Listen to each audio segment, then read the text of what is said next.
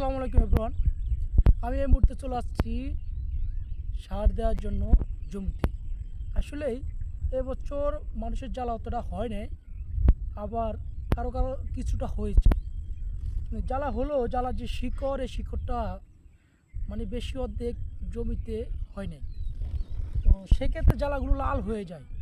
এই লাল হয়ে যাওয়ার কারণে আমি আজকে এই যে সাথে আছে কিউবিট এবং যে ঢ্যাপ, এই ঢ্যাপটা এবং কিউবিটটা যদি আপনি একসাথ করে জমিতে দিতে পারেন তাহলে জমিনের যে লাল সারটা আছে সেটা চলে যায়। তো আমার এবার একটু কৃষিকাজ কম কম করার পরে আব্বা বাড়িতে আসার কারণে মাঝে মধ্যে তাও আব্বাকে একটু হেল্প করার চেষ্টা করি।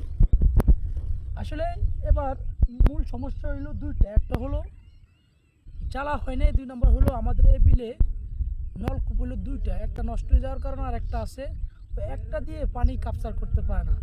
সেই জন্যে পানি সংকটও অনেক জ্বালাগুলো লাল হয়ে যায়।